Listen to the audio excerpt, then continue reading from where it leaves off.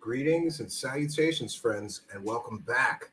I had an amazing weekend at the cabin. We even managed to jam one stream in on Friday, and thanks to all of our panel members, have a fun show. I want to welcome you all back. Over the weekend, I have been sort of still glued to happenings in the interwebs, most specifically, this story about the Georgia Guidestones. For those that don't know, it's a mysterious monument often associated with the New World Order and the Freemasons. Nobody quite knows who put it there. It's a very controversial monument in Georgia called the Georgia Guidestones. Recently, last week, somebody blew up a section of it. And then the town and the authorities in charge decided to destroy what remained of the Georgia Guidestones after the initial attack took place, which took out, I believe, one column.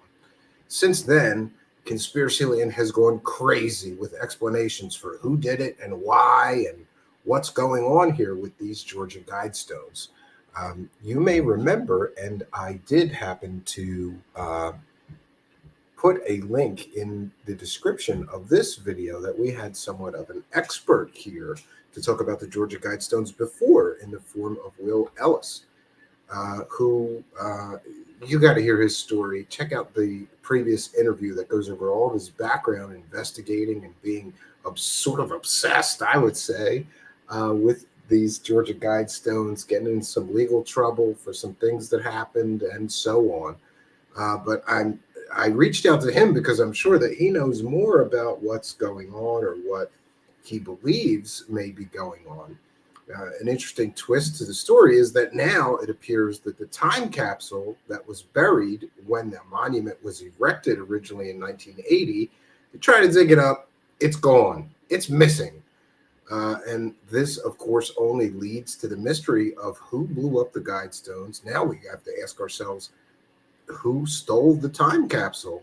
It was there, reportedly was there, for quite some time. We have Will in our background here in our green room standing by, anxious to get into this with him because honestly, I don't know anybody else that has so much experience with this mysterious monument. So I wanted to bring him here. Let's bring him in.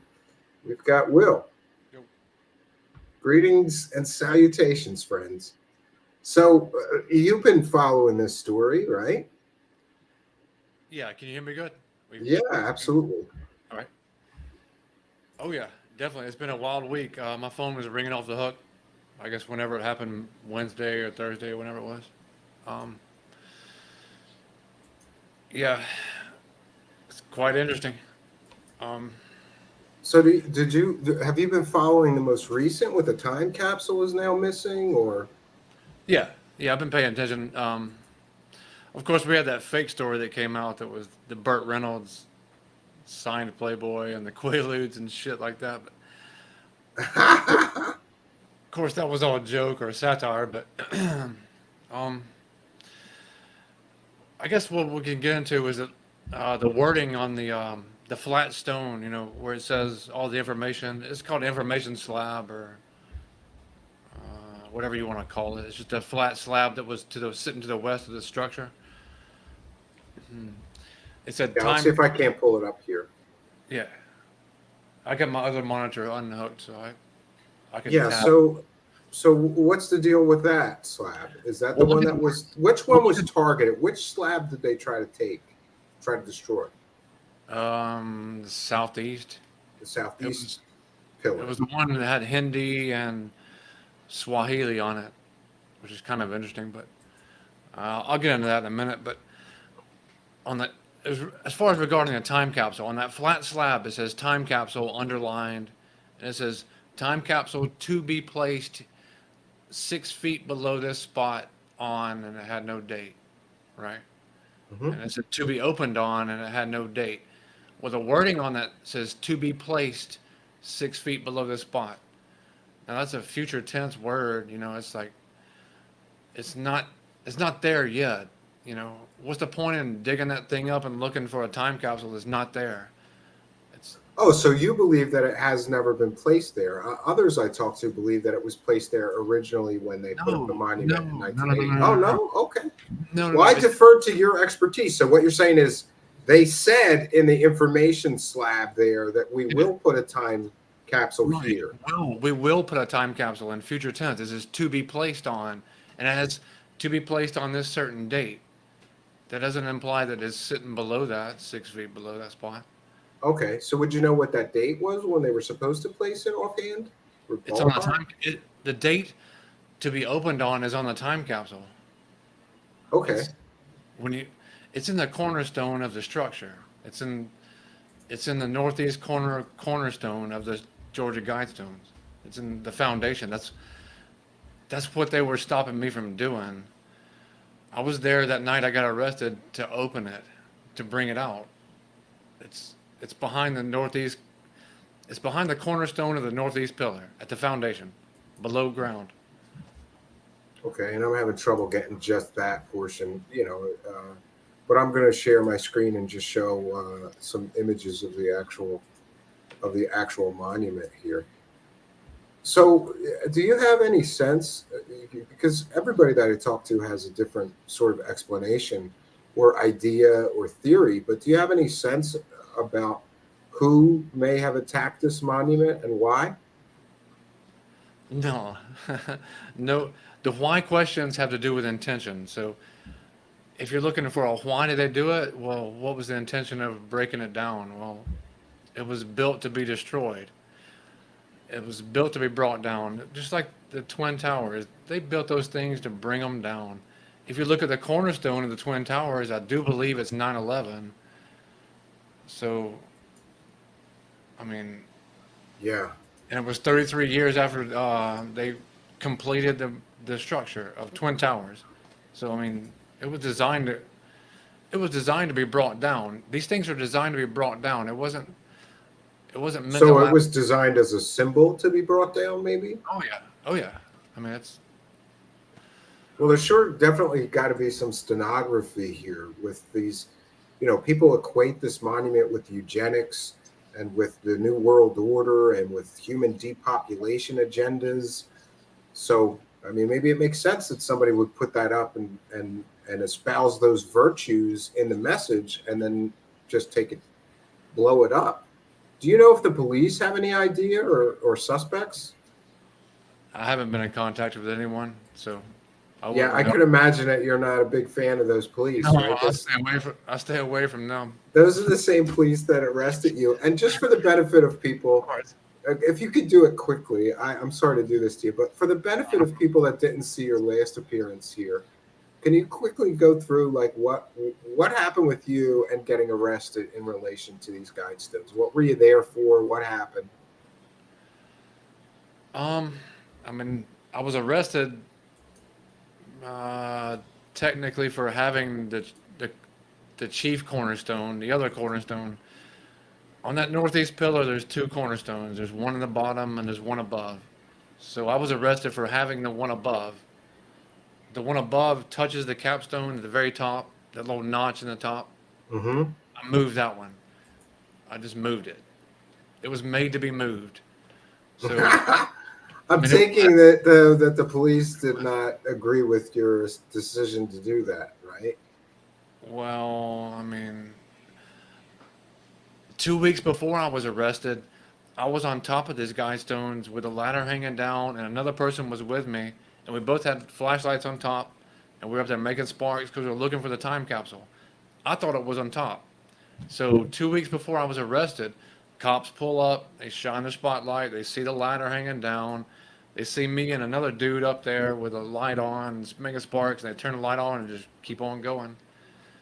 And they go and talk to another cop, and he comes back around, does the same thing, doesn't say anything, shines a light. Even when I removed the stone, I have a witness to it.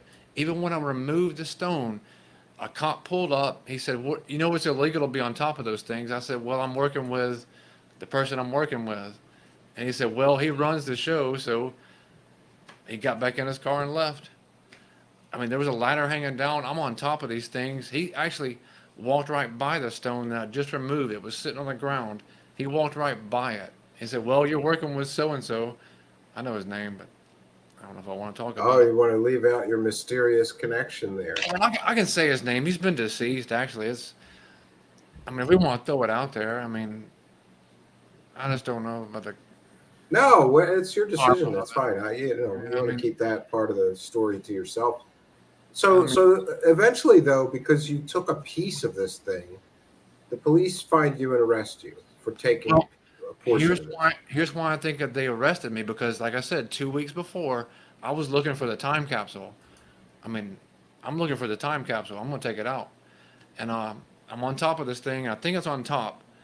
So I figured out after the cops came by and nobody did, it was like midnight, 1 o'clock in the morning, and we're up there making sparks looking for it. Okay, it's not there, obviously. So within those 2 weeks between that point and when I was arrested, I figured out, hey, it's at the bottom. It's at the foundation cornerstone. There's a cornerstone above and there's one below. So talking between the other guy that was with me and back and forth, and we're figuring out we're going to go dig it up. So I show up 2 weeks later at the same spot, had shovels and pickaxes and shit to pry it out. You were pretty determined that you were going to get to this thing, huh? I was going to do it. Yeah, I mean, we're going to take it out. So within 5 minutes of that, me showing up, there they are. They're like, "No, you're not doing that." And like, Wow. it's. I even sat there and told them, I'm like, "Look, there's a time capsule right down here." I was like, "Look, I got shovels and pickaxes in my Jeep. We're going to dig this thing up." And they're like, "No, you ain't doing that." So I know it's there. I mean, and that's where it is. It was in the corner of the cornerstone of the where it always is. It's it's ceremonial, and the main reason well, there's a lot of reasons, but behind a cornerstone is the names of the architect, the names of the guy who funded it, the names of the engineers, the names of the main people who worked on this project. Their names go behind the cornerstone. You take a cornerstone out of the foundation, and their names are right there. So that's what I expected. Actually, when I removed that stone on top, I expected the names to be there. Yeah, you got them up there. When I moved that stone, I expected their names to be on there. There was nothing. There was, but they're on the bottom. If you go to that bottom cornerstone, yeah, their names are there, no doubt. Hey, to back my story up a little bit, Brad Meltzer did a whole episode about the missing cornerstone of the Capitol building. Some representative said, I know where the cornerstone is of the Capitol building. I'm gonna go look for it." He went digging. He went down below the foundation and found it, and it was missing. Yeah, but isn't it strange here? You mentioned this information stone. It says time capsule placed 6 feet below this spot on, And and it there's has no date. it And then it has says to be opened on, and then there's no date. So I right. guess they left that Well, part on the to time be capsule, completed. it says to open this on a certain date. So whenever somebody finds a time capsule, they go over to that thing and they plan it, and that's it. Whenever the date that they find it, say it was July, what's today? The 11th. Say we found that thing today. So July 11th, Yeah, well, I 2022. understand you would write on there that it was open, what date it was opened on, but why would somebody place this huge monument here and then say, okay, we put a time capsule here, but we haven't done it yet? Do you know what I mean? Like, I'm confused. I thought the time capsule was there from the start. You're saying that they said they It were going to put was. it. It was there, but it's just not below that thing. It's on the northeast. It's below the northeast pillar. It's at the Okay. foundation of the northeast pillar. Any ideas as to what's actually in the time capsule? Is there some clue of who put this here, or its I true mean, purpose, or I could take a guess. I mean, most time capsules I know of have a bottle of wine, a rose, some money, or some kind of coinage. Doesn't matter what it is, you were and right? Yeah. the names of the people that constructed it.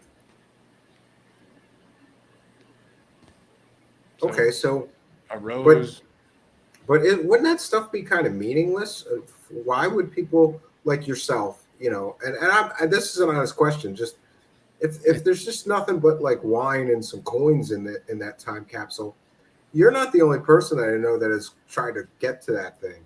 Why are people so sort of interested in unearthing the time capsule if it's just some wine and coins and random objects from another time? Well, maybe it's not. Maybe there's something else in it. I mean, that's just a standard. Maybe there's something else in it. Sure, that's what I'm thinking. That you guys think there's something more to the time capsule than what Right. And is usual. I postulated there was a dude. You ever heard of Professor Doom? I'll throw his Hmm. name in there. You ever heard of him? Yes. Okay. He did a phone interview with me in like, I don't know, 2013, and he recorded the whole conversation. And then 10 minutes later, he posted it on YouTube without my permission, just threw it up there. Even said at the beginning of the interview, hey, man, I'm just recording this for my own personal use. 10 minutes later, it's on YouTube. I mean, I Well, didn't care. just so you're aware, we're on YouTube right now. Yeah, that's Just fine. so you know. All right. You know this is public. I Bluetooth didn't mode. care at the time. Go ahead. Sure. But I thought the conversation was a private conversation. So he was like, "What do you think's in the time?" Bluetooth mode. Sorry about that. I said, "Man, there might be some kind of super virus in that thing." So they Super opened it. virus. Yeah, this was back in 2013. I was like, "Man, if they're So talking about you thought there might be some sort of biological weapon in the well, time capsule? just looking at the top thing, this was I don't know, 9 years ago. I was like, well, if they're talking about killing off 98% of the population, maybe they'll throw in a super virus in this time capsule and then they'll break it. And then I was just kind of kidding around, you know. I was just like, who knows what's in there? But, you know, 6 years later, we come into some kind of virus spreading around the population, and it's kind of, And Yeah. now these things are going down, and everybody's looking for the time capsule. I don't know. I'm just, you know. Yeah, I know I've asked you this before, but do you have any more clarity since last we spoke about the actual identity of the mysterious person who put this here, who's only known as R.C. Christian? Yeah, I mean, I know who he is. You know who he is, actually.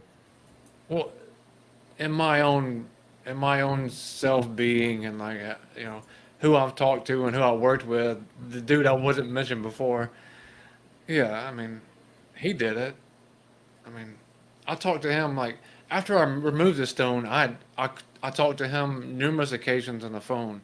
He would ask me. He would always ask me, you know, what have you figured out now? Okay, when you figure this out, let me know. And I would call him back and I'd figure something else out. And he'd be like, yeah, that's right. Go talk to the librarian at the fucking Elberton Library. He sent me down there and I talked to her. And she showed me some other artifacts. So this guy's kind of a mysterious guy, and he sent you on a scavenger hunt to find the secrets of the Guidestones, right? That's Yeah. cool. I mean, Kind of a cool story. the first time I ever showed up at the place, he was right there. Within 5 minutes, he showed up. He's like, what do you think about the misspelling on that thing? You know, there's a misspelling on it, right? I mean, it says pseudonym. It doesn't say pseudonym.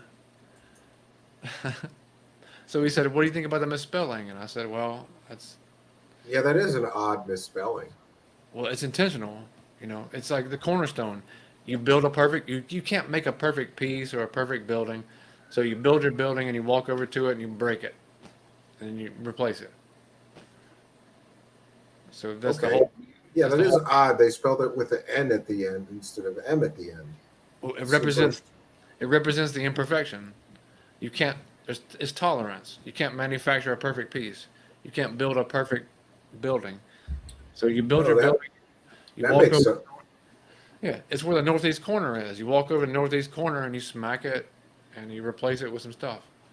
It's like taking a bottle of wine and you're walking up to your boat. You christen it.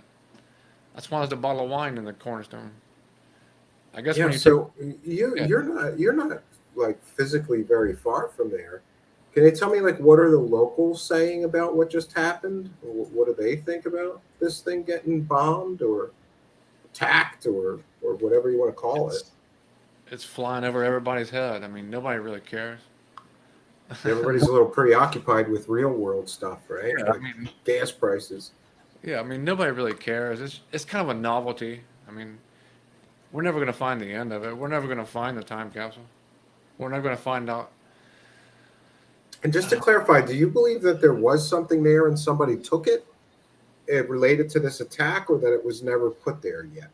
No, it was there. Yes, it was It in the. was there. Yeah, of course. Yeah, it was in the northeast corner foundation. And now it's not. Now it's missing. Nah, they took it. They have it. Who has it? The authorities have it, or the attackers have it? No, the people who put it up. Okay, so the people who put it up went and retrieved it after Yeah. the attack. Do you think, or that's what I'm trying to get to? I mean, I'm just speculating. I Oh, can't. okay. I'm been on the phone with them. Is the, I mean, they have it. It's ritual. It's you know. Well, that's It's pretty interesting. But I don't understand. Then, do you think that the people who put this thing up were in on what happened to destroy it, yeah, yeah. Of and this course. was all part of some grand plan of theirs? Well, I mean, of course. Yeah. As I Well, think of that's it, interesting. That's as I think interesting. as just an individual, I haven't talked to anybody. You know, I can't. Yeah, I Yeah. can't point to one person and said, yeah, this backs me up. But I think, yeah, of course they did it. You know. So do you have Every- some reluctance talking about this publicly, knowing you know what you've said, that you know who put this up originally and who may be behind the missing time capsule? And Oh yeah, I mean, I always have reluctance talking about it. I mean, well, we you know, appreciate you coming here and giving us your insight and being honest. it's not really reluctance in a way that like I'm afraid somebody's gonna come wake me up in the middle of the night. It's just, you know, it's everybody calls these things satanic and or this and that or I just can't see it. I mean, if you look at it in a certain way, you know, it's just how things have always been done. Like I said before, look at the Brad Meltzer thing, the missing cornerstone of the Capitol building. You can't find it. What was in that? Who's got that? Yeah, Who, who took that? I mean that's part of history, so I would think that Where's it it at? should There's belong to everyone. Yeah, there's a picture. There's a picture of it that you've got bringing up. I think the Washington. I think Washington laid that laid that cornerstone. Where is it at? What was in it? and this is the Washington, Nobody which knows. cornerstone? Yeah. The House, the Congress cornerstone, No, I think it was the Capitol building. Capitol building. You're right, Capitol building. It was either Brad Meltzer or Ventura. I'm pretty sure it's Meltzer. He was buddies with Bush. Yeah, I heard him. He kind of popped off about this. Well, we don't really see There you go. where the cornerstone is, but Well, see, there's that was pictures missing. of him laying it, or artist rendition of them. Interesting. I mean, I would love if they would just admit, yeah, we took it. We. So, what do you think is next? Like, don't you think that this town's going to be pissed off that somebody, because that's a cash cow for them. It's like some little dopey town. They don't have anything else going on. There's Well, thousands of people coming to visit that well, every see, year. lots of people said that it was just built as a tourist attraction to give money to the town, but it's not like it's some kind of Six Flags or Orlando, you know. No, I understand. Sure. No, they make their money off of granite. They make most of the monuments, uh, s- headstones, a lot of monuments. They don't need money, so Well, it's not. but do you think that the local town is going to rebuild this in some form, or they're just going to let it No, go? no, it's done. Just how fast they brought it down. You know, it went down at what 4 in the morning, and by 2 that afternoon it was down. No, Yeah, and you have this firsthand experience climbing on it and all this stuff physically. Do you think that they needed to pull the rest of it down, or could they have, patched that one blown up slab back together and jammed it back in there? yeah, they could have replaced that pillar and the capstone. The corner of the capstone was probably compromised too. They'd have to replace the capstone. They'd have to re-etch the languages on the capstone, re-etch the languages on that one pillar. I mean, it would take a little bit of work, but they could do it. But no, Yeah, I kind of agree with Stale here.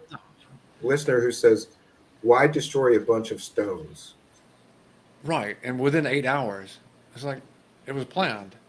I mean, they probably had the people ready to go the night before. And Andrew Bus brings up a great point here, Will. He says maybe the New World Order destroyed it to write some new rules. Oh, okay, yeah, good point. Check us out. It's an inverse of Babylon. All right, so you got the story of Babylon, and they made an idol to God and said we're going to build a tower to God, and we're going to touch the heavens, and God crushed it and created all the languages. Right. This thing, Yes. this thing crushed all the languages, and it's kind of an inverse to that. It's like, Yeah, you're right, because it had all those different languages on it. yeah, so it's maybe like, hey, and one of the rules on that thing was create a living new language. So maybe the idea here is a metaphysical, metaphorical type of, hey, we're going to take out all the languages. We don't need them. We're ready. We're ready to touch heaven again. So, I mean, you can look at it from that point, sure. I mean, Yeah, I mean that's pretty interesting. You're right. That's just like the mirror image of the Tower of Babylon, because that was brought down because we were arrogant and had only one language. So God apparently, confused everyone, and so, all yeah. these different languages. That would have been a more interesting time for humanity, though, wouldn't it? If we only had one language, it'd be sure And make communicating easier. maybe we're back there. We got the digitals, we got AI, we're moving into this one language where, you know, maybe we're Yeah. back there. Do you have any? Somebody's mentioning how expensive large pieces of granite are. Do you have any idea how much it would cost to build that monument in today's dollars? Oh, I mean, it's pretty hefty, right? hundreds of millions, probably. Really, that much? I would think. I I was can't thinking a remember. couple 100,000, maybe. No, I can't remember the price tag on it in 1980, but I know Yeah, it's millions. So yeah, you may be right. You may be right. Because I don't know. The only experience I have is buying a gravestone, and that was crazy expensive for a little stone. yeah, if you buy a headstone, you're looking at a couple $1,000. So Yeah, they don't care though. They're sitting right in. They can go in the, a quarry. They're yeah. hot. This says that the total cost of the project was not revealed, but it was over $100,000. Oh, It would be equivalent to $373,000 in today's money, yeah. according to this site. That's pretty interesting. But the fact that somebody would spend that much money to only wait 30 years and then blow it up, I'm not sure I understand that. But then I don't understand some of this ritualistic side of this thing. Yeah, I would say it's ritual. It's, you know, I would think they make the money. I Yeah. actually, I actually call Elberton little or the new Roswell. I think everybody from Roswell moved to Elberton because I've been there quite a number of times. Everybody in that place is just weird. Like you go to McDonald's there and like the tables are granite, the chairs are granite. You go to a picnic, like I went to a park in Elberton and the picnic tables are granite. So, I mean, the whole place is just weird. Did you know there's a replica Georgia Guidestones in Japan? My grandmother actually said there's probably, at least six of them across the planet. And Oh, wow, that's interesting. So there's more than one Guidestone, huh? well, I mean, that's just her opinion, but it makes kind of sense. I mean, maybe if they're ley line induced or ley line or constructed on ley lines, I would think maybe there's a bunch of them around, just off in the middle of nowhere, underwater, maybe. I don't know. My grandmother thought that. So, Lord Luker says it's in Japan or South Korea. There's a replica of the Guidestones. did not know that. Interesting. Yeah. Yeah, I would think that it would definitely. Some people are arguing over the price there, maybe hundreds of thousands, but not hundreds of millions. Yeah, I'm probably wrong about that. Hey, Crystal Clear, good to see you. So, what's next for you? Because does this feel like a weird end to a chapter in your life since you've been so connected to these things for so long? Oh yeah, I'm, you know, It feels like a closing of a book kind of deal. I don't know. I mean, Or if again, they took the time capsule, that's, they can do whatever they want to with it. I don't, it wasn't my, I mean, I know I tried to move it, but, obviously they weren't going to allow that. So, yeah. yeah, that's pretty interesting though. That you like. Luckily for you, you kind of got out of the legal trouble, right? Yeah, Took it's some been, time. That seemed. I'm sorry. That question made you look like made you visibly uncomfortable. Anybody that's ever been arrested, it sucks. It's not fun. And then they got you tied, right? They had you tied for a while. You had to go back and forth to court and deal with all this mess, and right. And did you got probation too, right, or something? So then yeah, so then that's you a get a story. probation officer that you got to go check in with and P test, and it's a nightmare, I guess, right? Actually, it, I thought it was going to be a nightmare, but it wasn't. I mean, all the charges have been expunged, so, it's not on my record. Good. Yeah, so. Yeah, you don't have to explain that to a potential employer. Well, this one night, I climbed on top of the New World Order's monument to depopulation and got in trouble. You know, Yeah, I don't want that'd to be an explain. awkward conversation that I don't know that many people would want to have. Yeah, Well, luckily, Brandy Phillips says the poor guy is grieving. I when I saw this happen, the first person I thought of, Will Ellis, was you.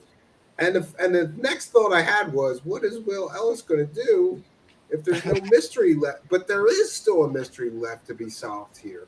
there's Like always riddles. Yeah, who the riddles blew gotta this thing up, and who blew this thing up? Why did they blow this thing up? or Who took what? the time capsule? Why Yeah, did they take the time capsule? We're left with more questions out of this recent event than answers about the original Guidestones.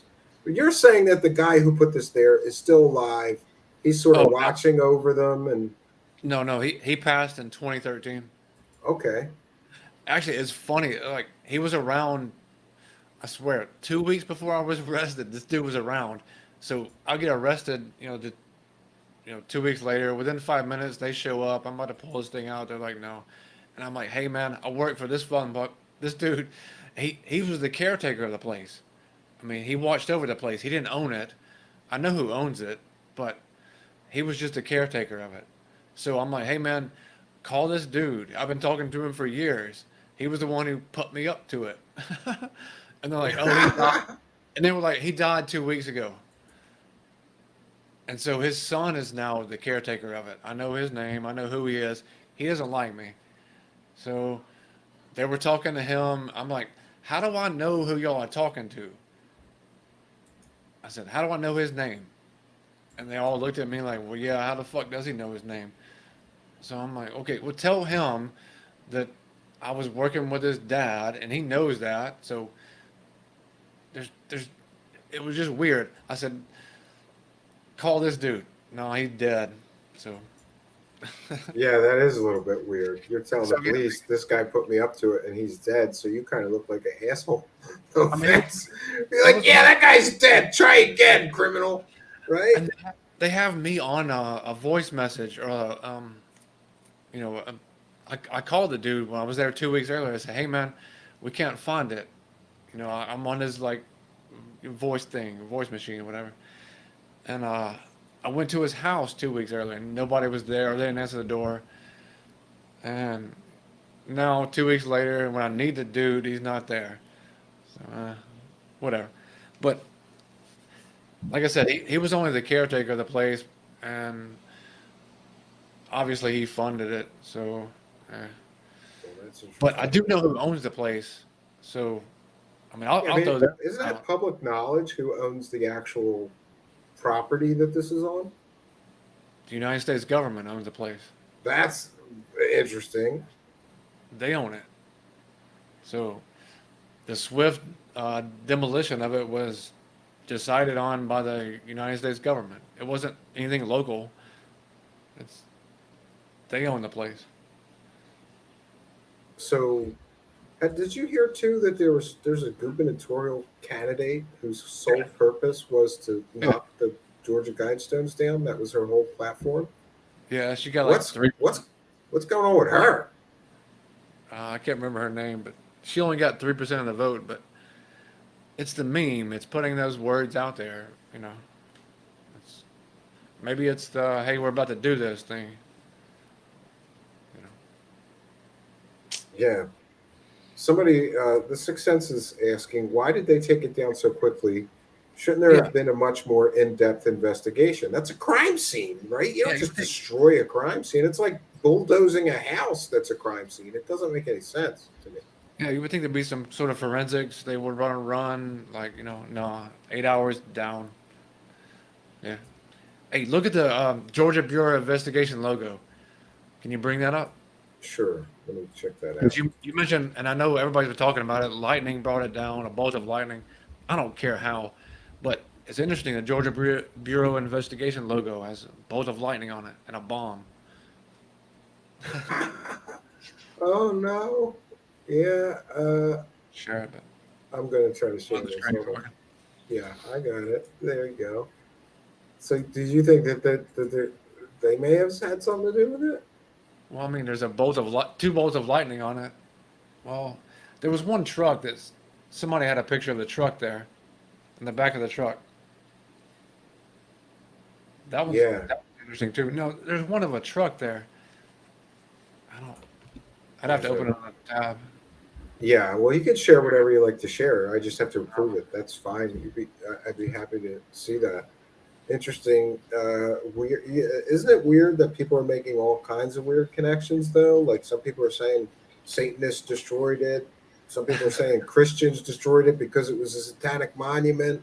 Other people are involving the Freemasons, the New World Order, the Illuminati, the Jesuits. I heard, and I grew up Catholic, so they're a weird, mysterious Catholic sect. Were you know, sort of cult, and I wouldn't put it past them to be involved in something like this. I've heard aliens have destroyed it. So I didn't get the alien one yet.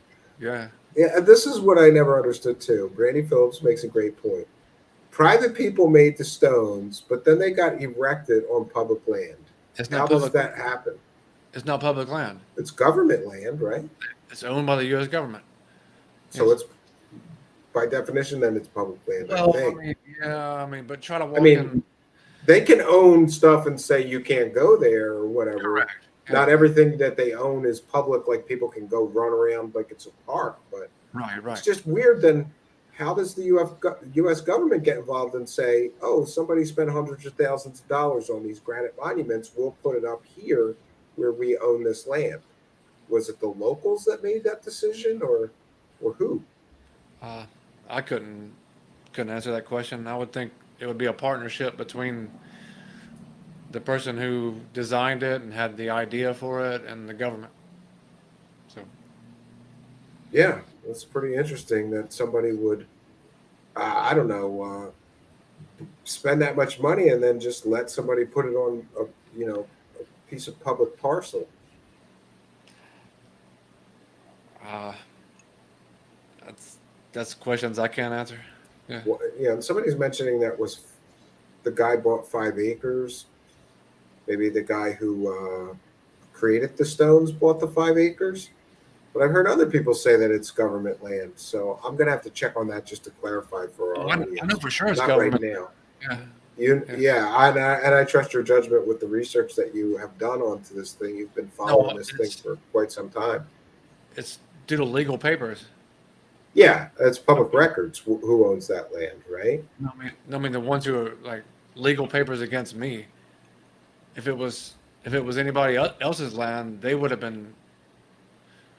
Oh, They would. against, yeah, you're right, because you got sort of like a criminal charge related to being on that land. So Yeah. that's I in the got. court. That's in your court documents then. Oh, okay. One charge is destruction of government property. So there you go. Then that would seem to be an admission by the government that it's government property. These guidestones. That's Yes. crazy. Yes. Destruction of government property was one of my charges. So I didn't destroy anything. I just moved a piece of rock. I Yeah, and Stale says they dug up the time capsule years ago. That's what he heard, or he could be wrong. I Is mean, it possible that somebody's already removed it? Some person like you found where it was, dug it up one night they on the could have, sly, and ran off with it?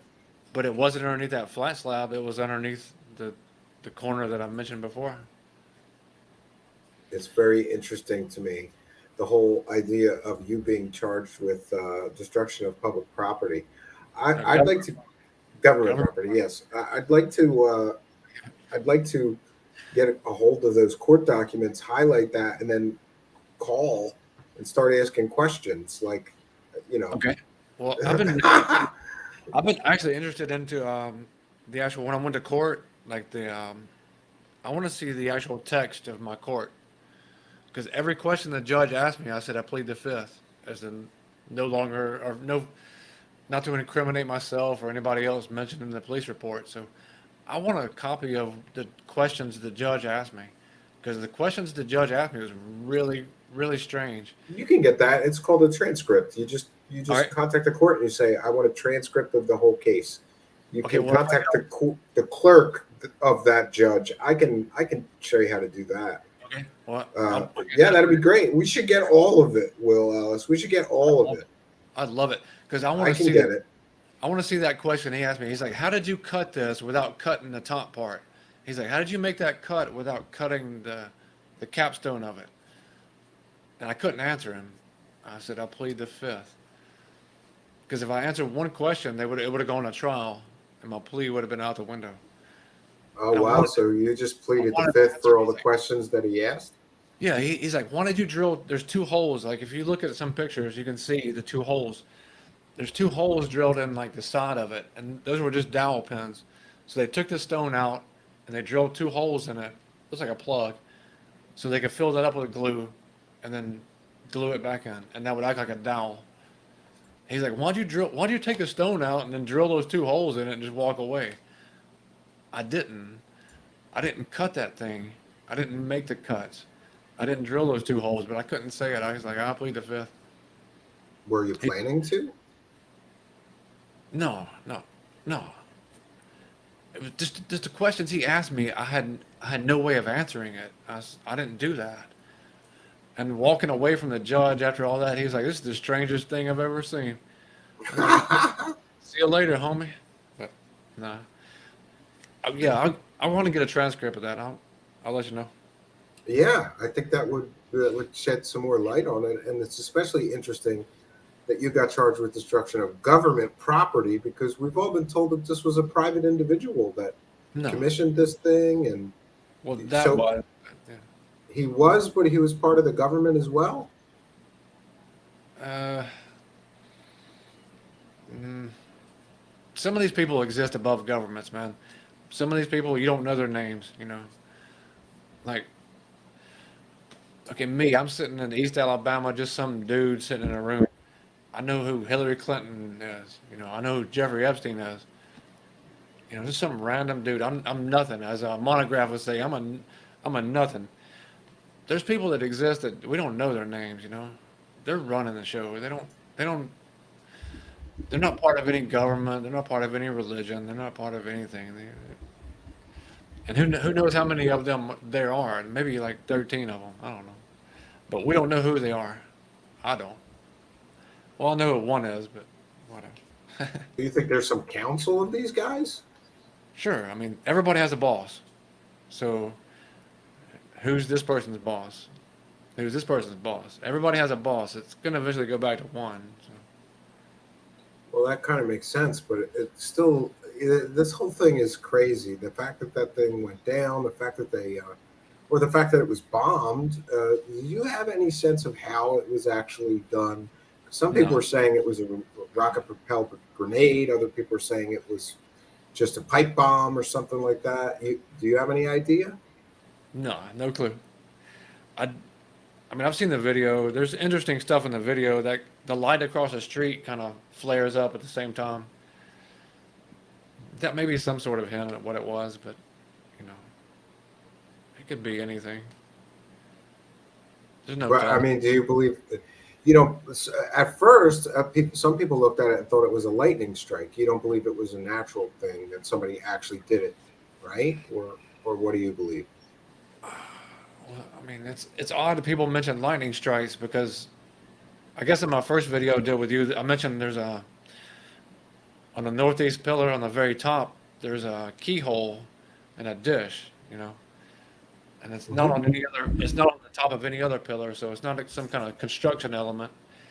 So on this one, on the top of this northeast pillar, where I'm thinking the foundation or the time capsule is, there's a keyhole, and it's drilled down about, I don't know, 6 to 8 inches. Basically, it would hold a rod. So if you put a rod in there, sure, it would hold a rod. So maybe somebody put a rod in that thing and didn't hook it up to the capacitor. So maybe. Well, that's interesting. I can see that. Sure. Yeah, that doesn't. You're not helping get to the bottom of the mystery, though. Do you think whoever did this? Did you think whoever may have attacked this is going to be arrested like you, or No, do you think they're going to get away with it? no. It's well, to me, in my opinion, they did it. So if they did arrest somebody, it would be just cover. No. Covered. Yeah, they just wanted to get rid of it. They Like wanted to they'll have walk. some kind of patsy to take the fall for doing this. I don't think so. I don't see that happening. I just think it'll just fade away. We Yeah, won't be talking about it in a week. I We'll be did honest. see a news story that some people are discussing rebuilding it. Do you think that it should be rebuilt? Nah, nah. I don't think it should be rebuilt. I mean, maybe if somebody funded it, came in, I don't think they would allow it. No, Well, that's I think interesting. You I don't think think it's. they would allow somebody to put it back? It was there I don't. I since don't think so. 1980. No, I don't think so. And I do feel a little bad. There's like a little voice in my head that kind of said, if you didn't do all this, maybe they'd still be standing up. So maybe that's Why? just me. You think that whatever you did had something to do with somebody doing that? I mean, to a degree, sure. Like maybe if it didn't kickstart this weird phenomenon or whatever I'm thinking is going on, you know, they'd still be standing there. But that's just how I feel, I guess. Yeah. Yeah, you got to feel a little bit sad, right? Because you've been following this mystery for so long, and now what if it's all gone, right? What if it's just a part of history now? And I mentioned that if nothing else, this is definitely a part of conspiracy land history. This whole Oh, thing. yeah. Oh, definitely. Yeah, it's definitely one for the books, I guess. It's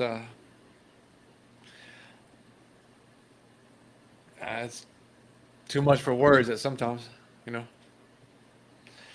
Yeah. Well, do you think that the mystery of the whole thing will ever come out? Like maybe now that it's gone, somebody will step forward and say, "I put it up, and this is why I put it up," or is this just going to remain in the shadows? The whole conspiracy, the whole history, the mystery. Who put it there? Now we got to add to that. Who knocked it down? Well, attacked it, and who took the time capsule if there was one? It's just like this. Just made the whole thing better if you're a conspiracy guy, or worse if you're not, right? Well, I mean, no one who owns a place or owns a property, and like, no, I don't see them doing it. I don't see the government rebuilding it or allowing it to be rebuilt or even talking about the time capsule or the cornerstone. No, they took it just like they took the cornerstone of the Capitol. I mean, I think they just took it for themselves. But yeah, I'm still a little unclear though. I'm confused by this whole thing because if you spend all this money to put this monument up, I mean, unless you got maybe the guy's that rich that he could just blow something up 30 years later for some reason. I don't understand the symbolism or the stenography here, the hidden meanings. of putting it up, then knocking it down. You think this is all related to some sort of ritual? But do you mean like a magic ritual, a Freemason ritual? What kind of a ritual? I'm not gonna label any lodge or any group as the ones behind it, but yes, it was ritual. It's we've been doing this for a long time, you know. I mean, maybe maybe there is magic to the attention that it brought, you know. Maybe their intentions were part of the attention, and maybe they had enough attention to it.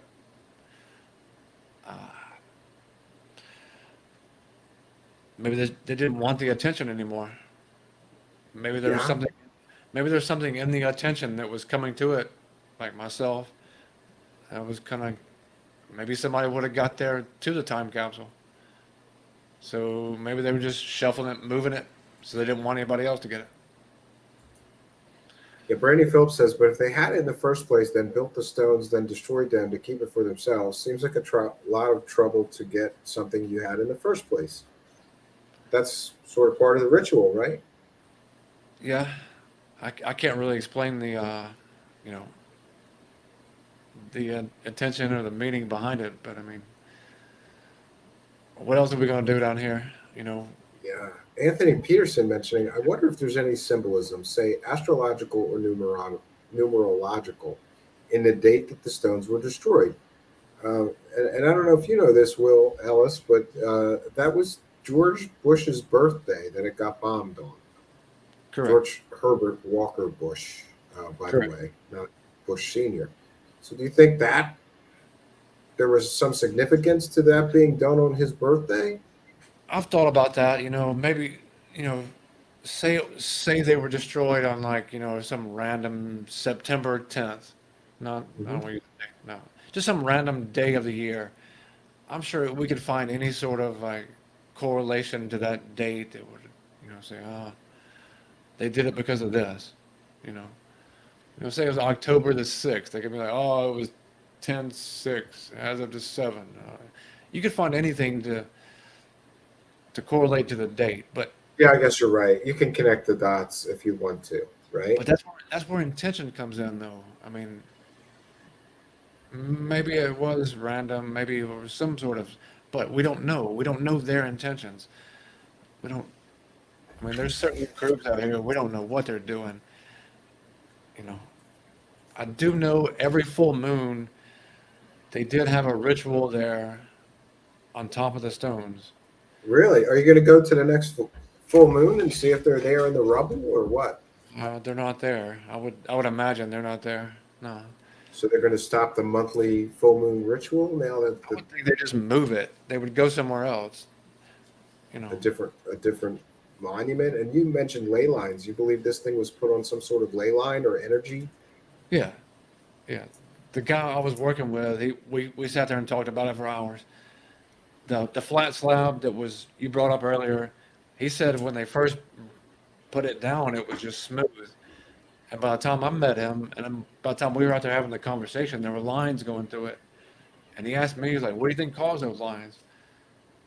Just kind of like just throwing the riddle out there. And I'm like, "Oh well, by magnetic ley lines over time they brought the granite down a little bit." Because he said when they put it down, it was smooth. So yeah, I mean, I know the place was a ley line, very hot spot.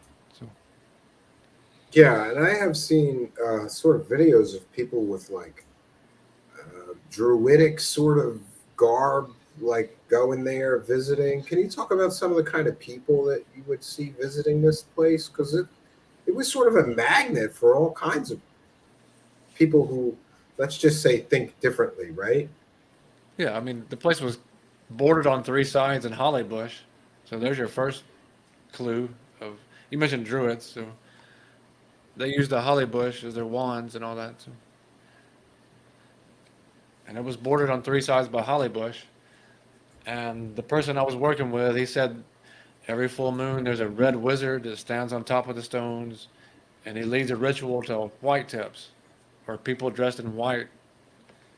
So Yeah, and you were told about these rituals, but weren't you curious enough to go there and try to witness them, or no? No, I'm not part of it, so I would feel I feel like a I feel like I would try to go and witness it unless I was invited, or was a part of that. I've no business being there, but I don't know. hey, I'm curious enough. I would have went there with a camera hidden with a telephoto lens and try to catch, like try to catch these people and see what they're up to. Right? I mean, that's what I would do. I'm curious like that, I well, I had guess. more than one person tell me about it in Alberton, so I knew it was happening. I just had no interest in it. Yeah. I see the symbology of it. You got a red wizard and a bunch of people in white below it. It's the pin at a full moon. Your full moon is Sabbat or your ovulated egg. So the red represents the piercing of the egg, and it leaves a pinprick of blood. And the white tips at the bottom are the sperm that are going to ovulate the egg, or the uh, whatever, inseminate the ovulating egg. So it's all. It's all symbolism then, right? Oh yeah, yeah, totally. So everything. When people ask a question, I go back to, well, what does it symbolize? So it has, I Yeah. mean, I mean, that's their there's logic. So definitely some stenography or some hidden meanings being put there almost in plain sight, which is right, one of the interesting parts of the whole mystery of the whole thing, right? right. Is So trying to connect the dots and yeah. Well, my only conclusion is we've taken the languages and blown apart all the languages you according think it to. has something to do with language?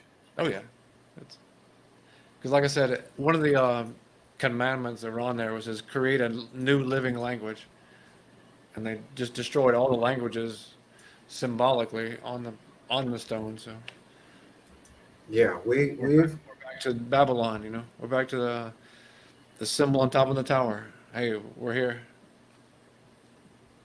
We'll see hmm. what happens. I wanted to also ask you, like, personally, like, how did you feel when you found out this happened? When did you hear it, and what were your thoughts, having been so connected to this thing? I wasn't surprised. Like I said, I felt like that was going to happen. You know? I couldn't have predicted it, no, but it didn't surprise me. Sure, makes sense. You weren't shocked or surprised at all? I was a little bit surprised and shocked. I was No, like, God damn, somebody doesn't like the New World Order, right?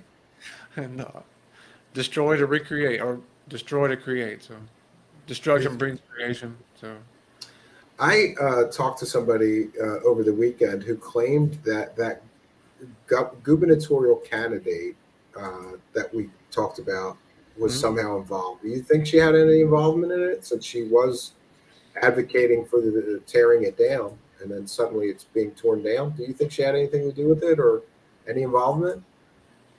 I really didn't look into her name much. I mean, I didn't look into who she was involved with. She's a Republican, right? It don't Oh, matter. for sure. Yeah. I don't- Uh, Probably, sure.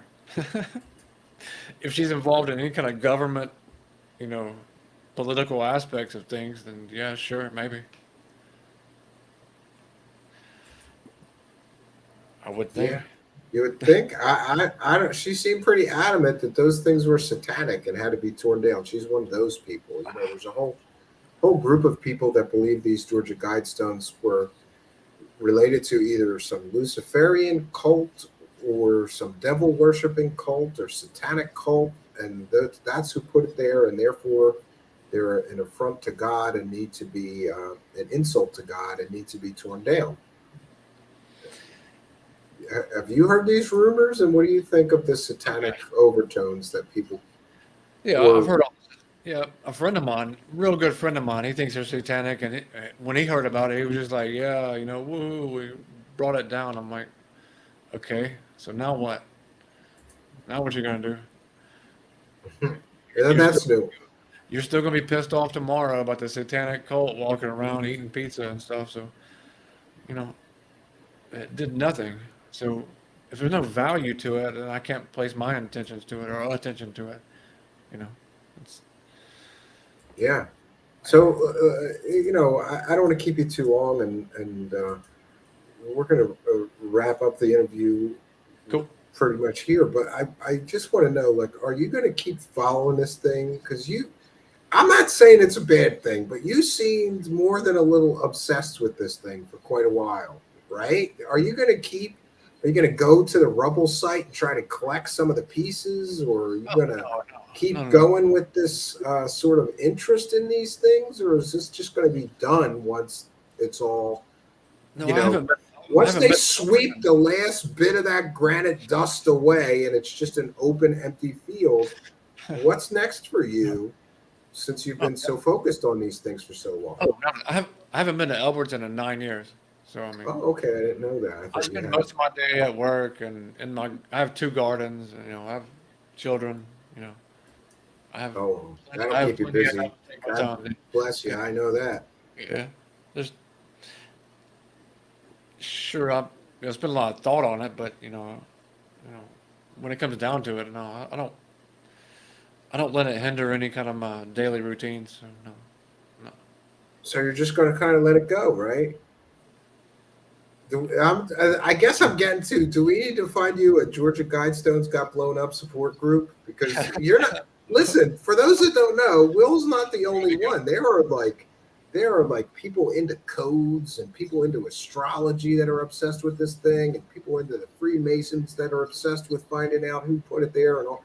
He's not the only person. There's a whole group. I know it's a strange subculture, but there's a whole subculture. What you say of these people that have investigated and went there and tried to get to the bottom of the mystery, right? No, it all stays in my head, or maybe the few friends I can talk to about it. You know, doesn't go further than that. So So no, you're good. I'm Or, good. but you got to be sad to see them go a little bit, right? Oh, of course, yeah, yeah.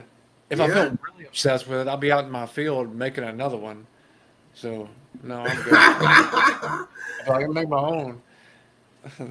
Yeah, you just need 80,000 pounds of granite. That's all. Yeah, and some water jets and a crane and some All right. geo. Well, I definitely appreciate you coming here because I have been following this closely because I think it just deepens the mystery what just happened. So I appreciate very much you joining us, and I want to thank you. Hopefully, you'll come back if there's any exciting new developments. Right? Oh yeah, definitely. If we have UFOs landing at the site, and You one of never know what's going to happen next with fire this and shit, mystery. I'll be right on top of it. But no. Okay, Thank you for the take a time. camera with you. Yeah, my pleasure. Glad to Yeah. see you doing well in light of recent events. Oh, we're And good. don't be a stranger. Thank you, Will Ellis. Great. So there you have it, friends. Somebody who's been intimately involved in this Georgia Guidestone mystery for many years now. Actually went to jail over it. That's a bit, some would say extreme. I would say it showed initiative. He didn't just read about the mystery. He went there and tried to solve it, picking pieces of it off or trying to. And yes, he did originally get in trouble, but all that's been handled. It's been expunged. He is free and clear of his former legal trouble related to the Georgia Guidestones, which I'm happy to hear about. You don't want to hold a mistake against somebody for their entire lives. Now, I suppose the mystery just deepens because, like I said, friends, there are people that are Christian saying that that was a satanic monument and some Christian Jesus warriors went and blew it up. There are people that are convinced that the New World Order put that up and that rebel freedom fighters against the New World Order blew this thing up in order to send a message to those New World Order people right on George Herbert Walker Bush's birthday. And of course, his father is famous for uh, the New World Order term. It was sampled in ministry songs and many other music. People sampled George Bush Sr. saying a New World Order. It's in a whole bunch of different songs. The conspiracy theories just keep going here. But it is definitely a mystery. I did reach out to police who again told me ongoing investigation and no comment further. Uh, I try to ask if they had any suspects. They won't answer that. But we do have video of, video of a car leaving the scene shortly right after. And it would appear that most news outlets are reporting that it was done with an explosive. So, what do you guys think? We'll give a few minutes for a live chat here. We're going to make this one a short one. Lady Blabba is here and says, nice guest. Yes, glad that I could bring him here. It just so happened that we interviewed him before about the Guidestones. And he was one of the only people that I knew personally that I could call and say, what's going on with this thing? Let's talk about it. But honestly, I think he left me with more questions than answers because I'm confused by some of his theories that the people who put it there may have been the people that brought it down. It was put there to be brought down. The symbolism, the ritualness, the ritual aspect of all of this, the stenography, the mysterious things hidden in plain sight that may be put there on purpose. It is great. Yeah, Nick, I'm not sure, but I believe that he may have been in a sort of ARD program where if you complete the sentence they give you, like if you complete the probation, they'll expunge the record of your arrest, which is good because you don't want to be a felon or whatever forever. Anubis says, Ministry is one of my favorite bands, always good samples. Grew up with Ministry, of course. Yeah, that's a good point, Nick. Did the courts want traces of it to go away? Who knows, right? Who knows? But I'm going to reach out and try to get the court documents because I'm very interested in the fact that he got charged with destruction of government property, not private property. The Georgia Guidestones, apparently, according to a court of law in Georgia, is government property. Yeah, no, Ghost 8 saying, what? No New World Order whistleblowers here. Not that I am aware of. And I just want to mention, for the benefit of those who reached out and asked, we did have another interview scheduled for earlier today at 1 p.m. Eastern Standard Time, and that was going to be with Philip Mantle, well-known UFO researcher and author. He writes some great books, and he is the person behind Flying Disc Press, which is also a publisher that publishes books about UFOs and aliens and strange things. We were going to have him at 1 p.m. Eastern Time. He contacted me saying that he was feeling a little under the weather, so I said, hey, no problem. We're going to reschedule that for later in the week or maybe next week. I'm going to get with him, and I'll let you all know when we're going to be doing that. I apologize to the people who tried to show up for that. I deleted the original stream. We'll put up a new one when we know for sure we'll be going ahead with that. T is here and says Bush Sr. was in the CIA before becoming president. Definitely rich effers are the NWO. Not only was he in the CIA, look up him in the JFK. Ooh, there's some strange connections there. And he ran the CIA for a certain period, of course, right?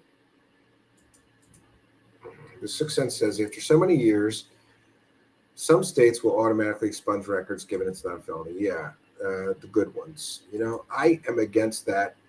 I call it the scarlet letter, the F. You're a felon. For those that don't know, if you get convicted of a felony, you're in trouble.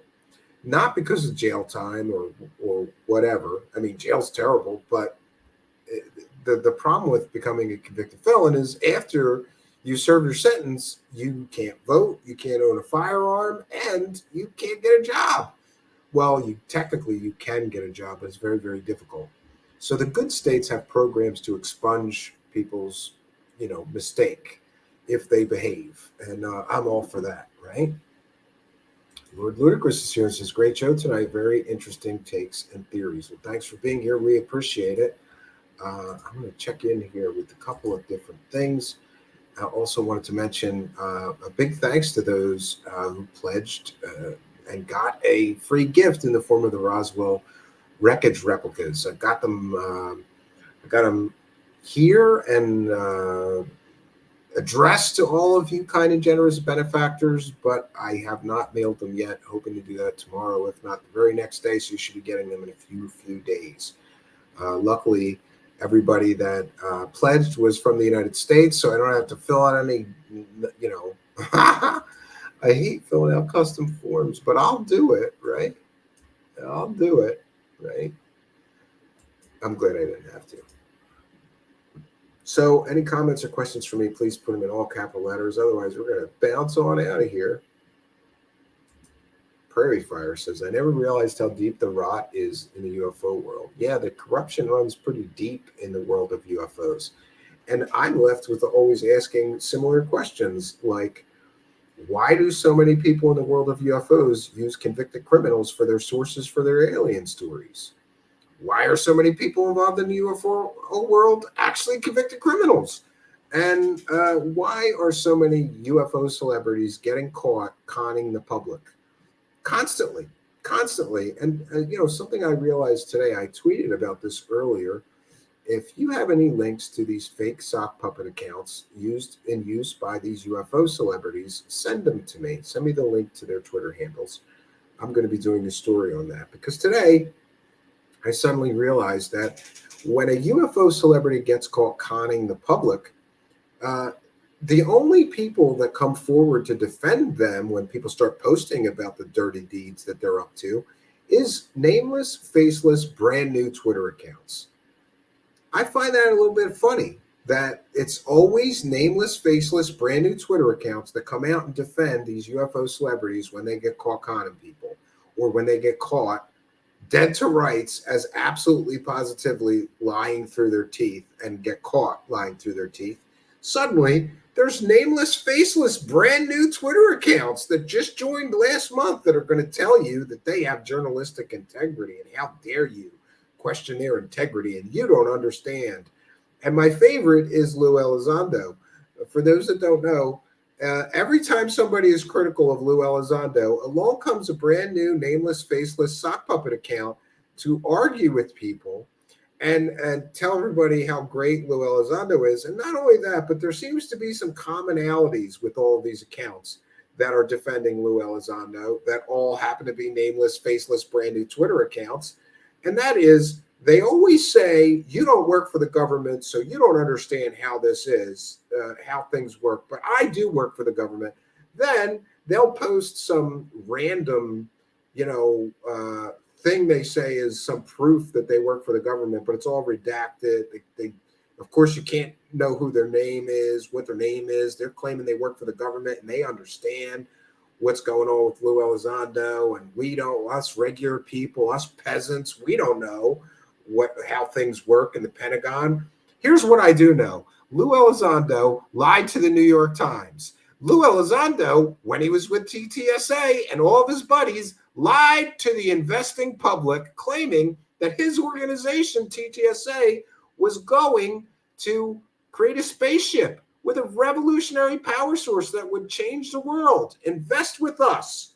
That's a lie. No spaceship and more. Why is Lou Elizondo?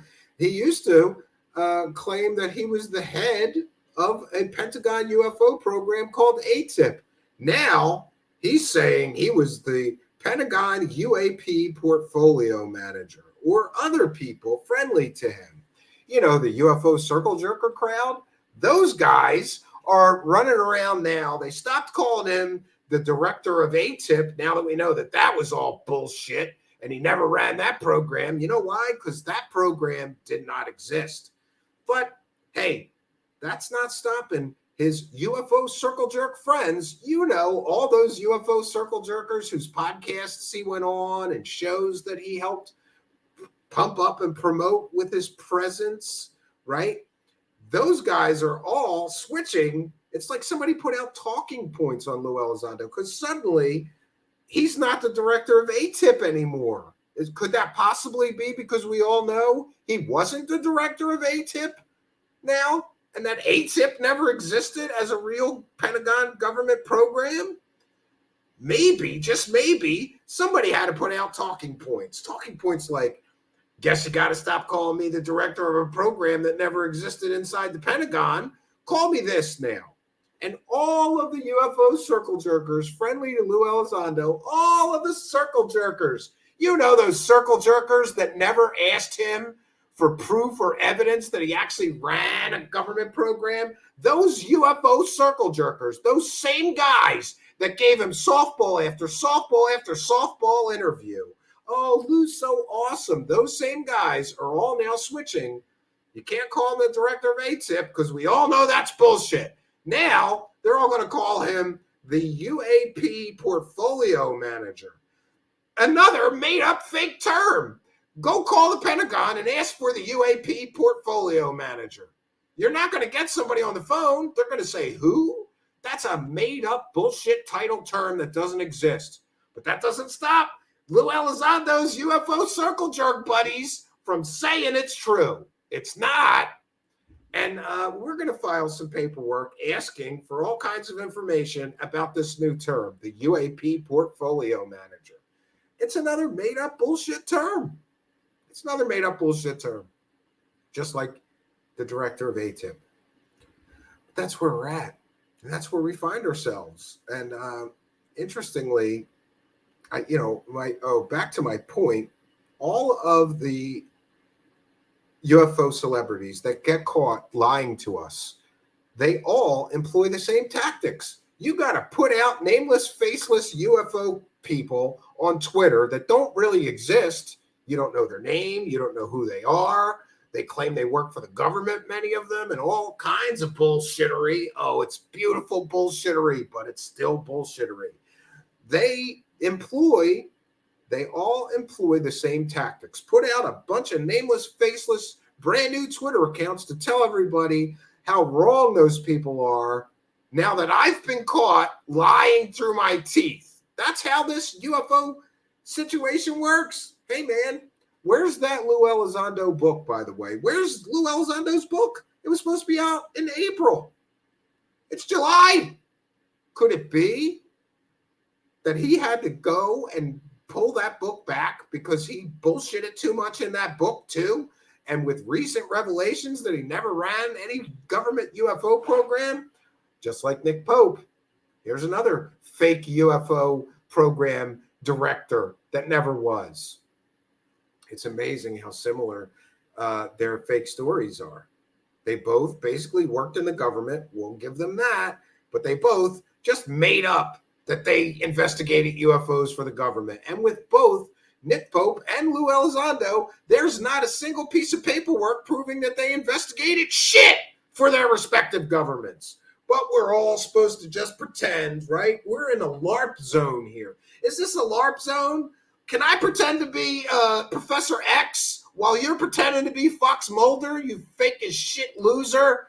Nick Pope is a loser. Lou Elizondo, in my opinion, is a loser because these two clowns thought that they could just lie through their teeth about programs they never ran. And you know what? Maybe they're smarter than me because both of these clowns lied through their teeth, pretending to be something that they're not, saying they worked somewhere doing something that they never did and can't prove they did. Neither of these two clowns can prove that they investigated shit for their respective governments. Neither of them can prove it. They just said it, and then they run off and grab those UFO dollars. See, that's what you got to do. You got to just make shit up, right? Here's my mistake. I'm here like a dumbass trying to do this honestly. Like don't lie to people. Don't lie about things I've never done. Don't lie to my audience. Don't purposefully have guests I know are full of shit. I'm doing this all wrong. At least I'm doing it all wrong in order to get to the UFO dollars, right? If I really wanted to get to the UFO dollars, you got to just make up fake shit and then live action role play and pretend. It's the land of make-believe with these assholes. But I'm the bad guy for pointing out facts and evidence, right? Let's make me the bad guy. Meanwhile, what we've got is Lou Elizondo and Nick Pope out there like this, grabbing them UFO dollars. We got to grab these UFO dollars before everybody finds out that we lied and we're not who we said we are. Grab them UFO dollars from stupid people while we pretend that we ran government programs. And in both cases, neither of those government programs actually existed, or we didn't work where we said we worked. That's the way it all works, friends. And, I'm getting increasingly bitter and angry about this as I look at my bottom line. You know what I get for being honest? Much less than these guys get for lying to you. That's for goddamn sure.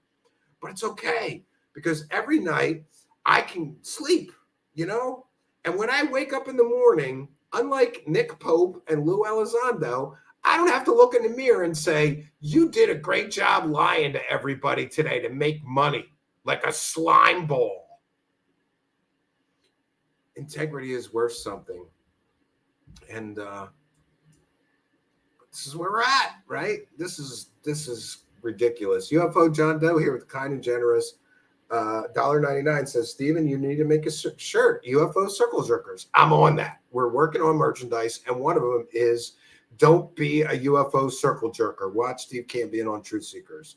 You'll be the first to know about it. By the way, UFO John Doe, I've already got your package addressed, and I'm giving you one of the books from Cal Korf and me, but saying that I'm not really the co-author. I contributed 10 pages to the book. It's really Cal Korf's book, but I put that in your package, and I should be mailing that tomorrow for you. Thanks so much for your kindness, your generosity, and your support of the show. It is much, much appreciated. This is how you help us, friends. You help us sometimes by throwing a couple of bucks in our hat and helping us to praise the cash, friends.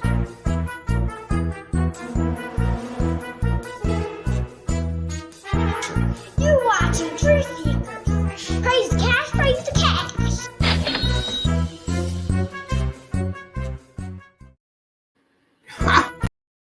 So thank you very much.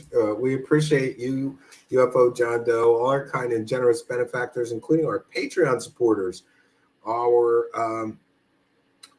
channel members as well. Those throwing a couple of bucks in our hat through PayPal or Cash App. Instructions to do that are in the description of this video.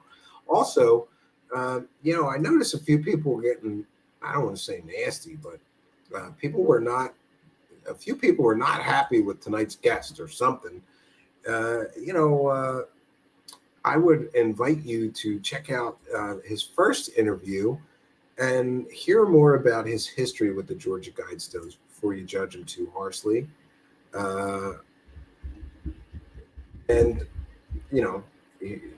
always say this, there's no such thing as a perfect guest. Sorry if everybody doesn't like a guest, but I try to bring interesting people here, especially if they're related to something mysterious that I'm looking into, like this recent story with the Guidestones. What else can I do? But thanks, Grab B Baker. Yeah, that's the game. It's grab the dollar. Thank you, T, for kind and generous $2 super sticker. We appreciate your kindness, your generosity, and your support. Thank you for helping us to praise the cash. Praise the cash, praise the cash, praise the cash.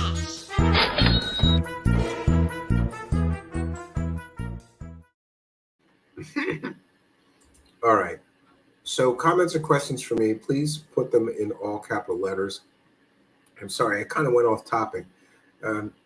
Sometimes this is just a stream of consciousness, and it's whatever I'm thinking about. Today I was arguing with some idiot. I don't even want to say that. That's not very nice. Today, I didn't realize it, but I ended up realizing it too late because I have a policy that I don't engage with people on Twitter who are nameless, faceless, brand new Twitter accounts. I just don't do it because you don't know who you're talking to. And today is when I realized, I'm talking to a nameless, faceless bureaucrat. A nameless, faceless, brand new Twitter account that happens to work for the government and think Elizondo is the greatest thing ever to happen for UFO disclosure. And no, he didn't lie, even though we can clearly prove that he lied many times. And there's so many inconsistent statements from him, right? I had no involvement in OSAP. Oh, they asked me to take over OSAP. I had no involvement with OSAP whatsoever. Oh, they asked me to do security for OSAP. You know, add to that his lying to the New York Times and the fact that ATIP as an actual government program never actually existed. I would say he's been caught lying. But this nameless, faceless Twitter account wanted to argue with me. And suddenly I realized, who do you think that was, friends? Who cares that much about Mr. Elizondo? I mean, there are a few idiot show hosts. Remember, there was that show that, like, you know, they doxed me and the Who's Lou documentary filmmaker, Maddie from Area 503. There are useful idiots that Lou Elizondo employs, like those idiot show hosts. By the way, one of those show hosts peeled off and he's going to have his own show. You know, the guy who had, 100 or 200 hours of a YouTube playlist of little girls that were 10 and, under dancing. Yeah, that guy. Real quality people sticking up for Lou Elizondo. Thank you, Lord Ludacris, for a kind and generous $1.99 super chat. Actually, Lord Ludacris, it hasn't started off with a bang. You know, I thought it would, but I have decided, Lord Ludacris, that I am terrible as a judge of content. And here's what I mean. I worked really hard on that Roswell thing, and I thought, hey, first week back with the new season, that'd be great. That'd really get things off with a big bang, right? What a huge story, and it's the 75th anniversary, and everybody's going to want to see this. Largely, not so much, but I stand by doing it. I've got a few more racy things coming next week, but I'm still working on putting them together. But I definitely appreciate all your kindness, your generosity, and continued support. Longtime show supporter, Lord Ludacris Platt. Thank you for helping us to praise the cash.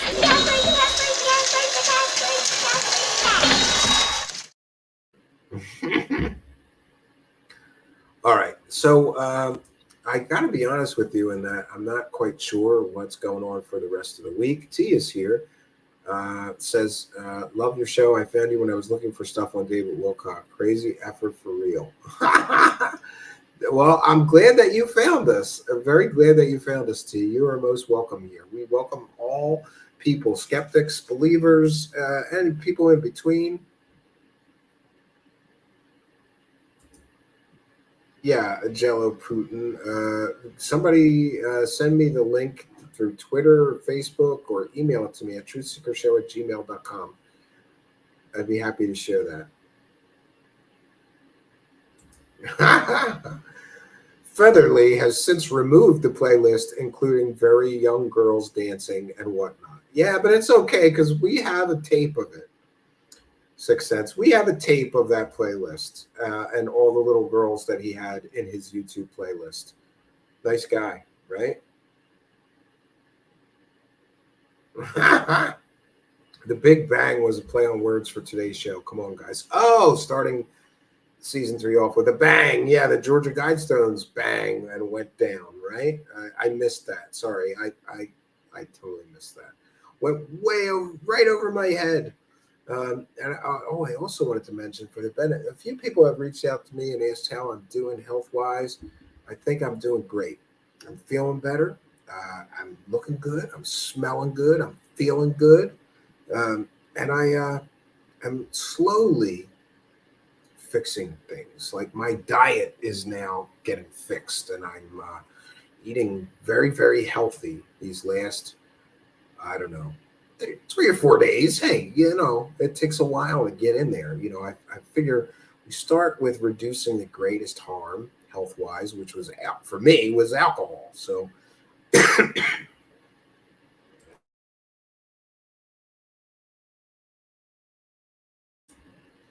after that, I work on the other things, which includes exercise and diet. But I want to thank those who have asked about my health. Feeling good, looking good, smelling good. What more can you ask for? I'm about 40 days, no alcohol, and 3 or 4 days eating very healthy. I'm starting an exercise program. I'm joining the gym. all in all, things are doing well. I'm still under a doctor's care. Every 2 weeks, I'm going for a checkup. I'm going to be doing new blood work because my blood work was a mess. It didn't look good. I was vitamin deficient. My blood pressure's high. The cholesterol's high. All this other stuff. So now I'm working on, now that I've quit the alcohol consumption, I'm working on the nutrition part, and I'm stopping eating garbage because since this pandemic started, I think I don't want to blame the pandemic, but I really, really started eating terribly. And I used to be fairly health conscious when it came to what I ate.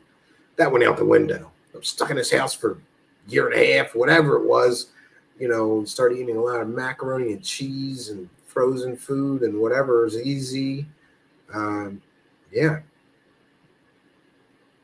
But I'm recommitting to healthier lifestyle, which includes not drinking alcohol for now. I still haven't decided if I'm going to not drink alcohol forever, or if I'm going to, occasionally have some drinks. But what I do know is that having some drinks every day to the point of 10 or 12 is not a healthy way to live. Not doing that every day. And I'm still evaluating things. I'm still, I don't know. It's only been 40 days. It's hard to tell. But I can tell you that I don't miss hangovers. I'm feeling like I have much more patience with my children and everyone for that matter. I'm not as angry. You may have noticed that, right? I'm not yelling and screaming here almost every other night. Maybe it's because I'm not all beat up and hungover from the night before. I don't know. Feeling like a kinder and gentler me. And UFO John Doe with kind and gentle $4.99 super chat says, I think Steven season 3 is starting off strong. Sometimes the payoff comes later. Do an aerial phenomenon show in season 3. On my list, I'm going to watch that documentary. I'm going to do some additional research because UFO John Doe, I think that documentary paints a very this was aliens picture. And there is some ample and supportive evidence that it wasn't aliens. And I'm going to gather that evidence and show both sides of the coin. I think it's fair to do that. But thank you for your kindness, your generosity, and your support of the show. Much, much appreciated. And we have Complaisir with a kind and generous 510 and says, hey, Stephen, Gruber aus Deutschland. Me love to talk between Cal and Jeremy. You should get him on again. Yeah, I'd like to do that, Complaisir. And I appreciate your kindness, your generosity, and your support of the show. We always appreciate all. And by the way, we read and thank every single super chat. And that reminds me, I have some additional business to take care of tonight and offer some apologies.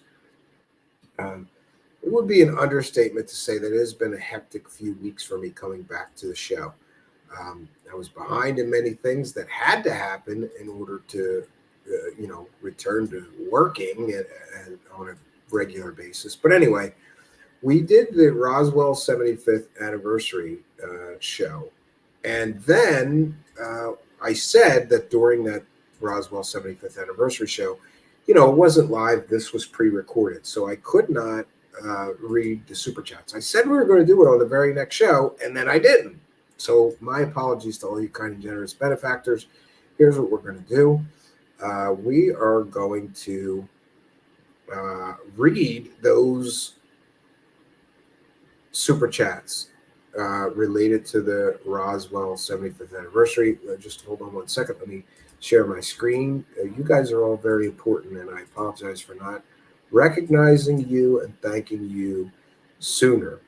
So if my eyeballs are okay, we'll be able to do this. I do also want to mention that we have, I would say, a better computer system going here now for running the show. I'm running on Linux once again, Linux Mint specifically for those that have asked. Everything is running smoothly to the best of my knowledge so far. So we have Patrick Sheehan with a kind and generous $9.99 super chat. Was our first super chatter for Roswell Part 1. We have Will Carr, kind of generous $2 Canadian, says, Summer is back, baby. Patrick Sheehan with a kind and generous $49.99. And by the way, Patrick Sheehan, send me your mailing address. You're one of the few people that did the pledge of more than $30 that I have not heard from. I need your address, if you don't mind, in order to send you your free gift, the Roswell Wreckage replicas, and some other goodies we'll be sending out to you, kind pledgers. UFO John Doe digging the fun storytelling. And again, UFO John Doe was the MVP of the Roswell thing and probably every night here. $1.99 digging the fun storytelling. Then $1.99. Tom Carey is a passionate storyteller. Then another $1.99. Good stuff, Stephen. Looking forward to the rest. He was here for most of that. What was it? It was 20 hours, and UFO John Doe was in the live chat for most of it, I believe. Area 503. Kind and generous $5 says, thank you for the dedication, bro. Sky is not the limit. Kind and generous $2 says, have you looked into Edward Fouché's credentials? And yes, I did. And Edgar Fouché never told a lie about his background, and all of his bona fides, all of his claims about where he worked and who he worked for, all check out. Sky's not the limit. UFO John Doe with popcorn super sticker, 99 cents. And again with $4.99. Great 8+ hours of Roswell stories and insight. Nice job, Stephen, and 6 cents. And again with the kind of generous $49.99. Stephen, you knocked it out of the park with this marathon. Bravo. So I guess UFO John Doe, we could say he was our biggest fan for this. UFO John Doe Roswell Marathon. Intense, 14 to 15 hours. Nice job in putting this all together. So those are our kind and generous benefactors for the Roswell 75th anniversary special event. We want to thank all of you for your kindness, generosity, and support, as well as those tonight, as well as our kind and generous Patreon people and our kind and generous channel members. You may notice there's something called a join button now on our channel. So for $5 a month, you get some added YouTube benefits and a member badge and priority responses and replies to the videos. These are YouTube extra benefits for our members. And you also, as a member, you get all of the Patreon benefits. I post those to the members only section here every month. And for Patreon, it's as little as $1 a month. And you get some extra goodies and a monthly show journal, a behind the scenes look at the show, and more. And we love our Patreon people and our members, because I know from that I have X number of dollars to pay the show bills and keep us rolling on here, keeping the lights on. We appreciate each and every one of you, and I would thank you all for your kindness, generosity, and your support. Lord Ludacris says, I don't believe there's any podcaster in this topic as appreciative for all his viewers and fans as Steve. One reason I love the show so much, humbleness and honesty. Hey, thank you, Lord Ludacris. And remember, I've been saying it, you got to stay hungry and humble. I think that every day. Every day I think I got to stay hungry and humble. I wouldn't be here if not for all the generous people here, Lord Ludacris. I would not be here. You know where I'd be? I'd probably be at Taco Bell making tacos, or at McDonald's flipping burgers, because I have for those that don't know, I take care of my nonverbal autistic son, which is a full-time job, really. Ask anybody who has a nonverbal autistic child. It's very difficult. And, my wife works a corporate day job, so that only leaves nights for me. And it's very limited as far as job opportunities, but I decided, to do this and dedicate a lot more time to it. And, it's like I said, if you take this garden and you water it, the garden will grow. I came here every day and watered this garden for 2 years, and it's slowly turning into a job, which is bizarro for me, because I never would have thought show host or online show host would be in the cards for me as a job opportunity. And there you go. UFO John Doe just became a YouTube member. Thank you for your kindness, your generosity, and your support. He knows that, this isn't a plea for money. This is a plea for partnership, so I can continue in the work that needs to be done, UFO John Doe. Praise the cash. Here's what I want you to do. If the Lord is speaking to you, ushers, bring some baskets down. Just leave them there. I'm not finished. I got one more point to make. This is what I want you to do. Thank you, Miss Marguerite. I brought her because I want you to understand that the work must continue. This is not a plea for money, it's a plea for partnership so that we can be what we're supposed to be. I just need 497 people to say, I'll do 300.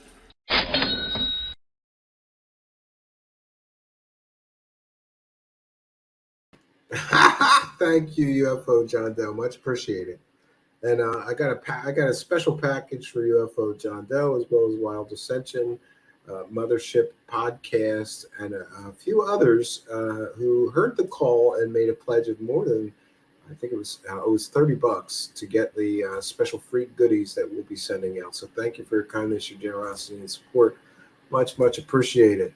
So I was saying, I don't know what's going on for the rest of the week. I'm waiting for some people to confirm or reschedule. Otherwise, I got a few interesting stories that I've been working on for a while.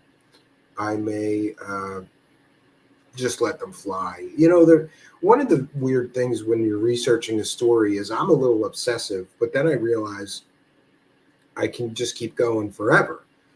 You know, and at some point you have to say, I'm going to go and share this story with my audience. So I'm reaching that point with some. I'm going to try to wrap some of them up tonight and see what I do. T is here and says, you do this, separate the noise and give factual information. Thank you. We appreciate that. And it says, for sure, we love the show. I love ufology, but the fakers don't help with sifting through so much noise and identifying facts. I agree. And Sixth Sense, thanking UFO John Doe. We also want to remind you that we have a Discord server. So you can go there and chat with like-minded people. I think we're going to start a weekly voice chat or, you know, in the Discord.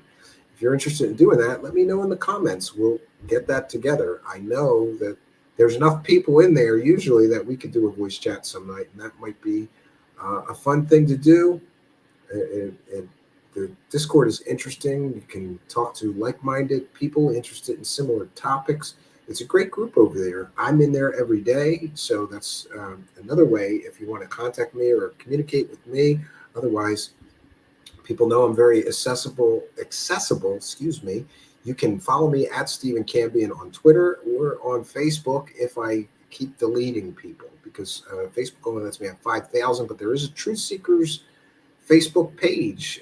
Like our Facebook page, you can communicate with me through either Twitter, Facebook, or Facebook Messenger on the Truth Seekers Facebook page as well as Patreon, as well as here in the comments. I try to reply to people. Good to see you, Frenchie, also known as Plan D. Nice to see you here. Actually, he's French Canadian, I believe, right?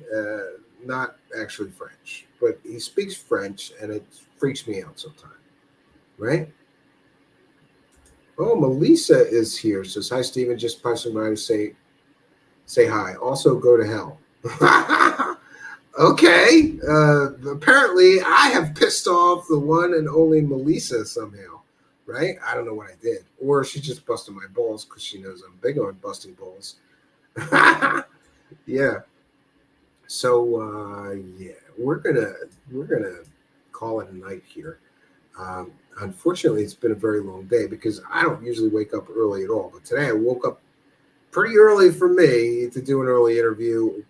Had to reschedule that. So, yeah, I feel like I had a very long day. And I went shopping, which is not something I generally do. But I went shopping with my younger son. My older son, Zachary, the autistic one, is in a summer program. So I went and ran some errands and went shopping with my younger son, and pretty good day. All in all, great day. And I put some pictures. I had an amazing weekend at the cabin. I got to say, I am totally glad that I built that place. And this last weekend, I don't know, there was something about it. I'm sitting there on this beautiful lake in the middle of a beautiful forest. And there's beautiful clouds above me. It looks like somebody painted the sky. It was that beautiful. And I thought, how fortunate am I? How blessed am I that I get to come here and soak in all this beautiful nature and share it with my children and my wife. My kids have been having a ball at this lake. They're both big into swimming. And, they would stay in for 10 hours if you let them. And I also went fishing with my younger son. I'm trying to teach him how to fish. So far, no luck. And it's very frustrating because he wants to get his first fish. He wants to catch his first fish. And I am trying my best, but we've got to try better bait in a better lake, maybe. No luck so far for him, but we'll try again next weekend. And it also sucks because there was a fishing pond near the cabin, but the winter was so terrible there that the fish all froze and died. There's like no fish left in the fishing pond.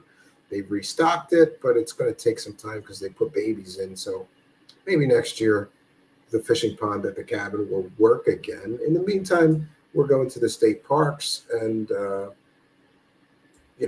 doing our best there, to try to get Xavier a fish to catch, right?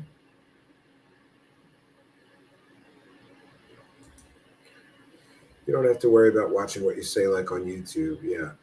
Weekly Discord panel. Yeah, absolutely. We're going to call it Truth Seekers Uncensored. Join our Discord. Join our Discord. And I can talk about anything there and nobody can stop me. Here, we talk about most things. We don't talk about the 17th letter of the alphabet, and we don't talk about censorship on different platforms. Believe it or not, just pointing out the censorship on different platforms can get you in hot water. And we don't talk about medical things. First, because I'm not a doctor, and second, because many platforms don't like people discussing medical things. And I have to say on that, I somewhat agree, because sometimes you get some person with zero medical training making all kinds of claims. That's what we avoid, the hot button stuff. 17th letter of the alphabet, that one I heard is calming down, but who knows? But we will be able in the Discord voice chat to have absolutely open, free conversations, which I'm all for. I am all about free speech.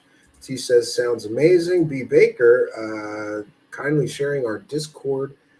I'll be over there later tonight. I've got some computer kind of work to do, but I'll be in the Discord monitoring that and paying attention. For those unaware, Spooky just added a wonderful section on the Hunter Biden, let's just say the Biden stuff. And it's fun. If you're interested in what was on, it's great. And that's all I can really say about that. But I could say more in the Discord voice chat. Bernie A. Conkin is there holding down. He's probably the one person who is watching on Facebook. Our alchemist friend. Yes. Thank you for being there, though. We appreciate you there. All of our viewers, including those watching on Twitter right now live and on Facebook right now live. I guess I should also mention again that we're working on new distribution points, and I'll have a big announcement soon.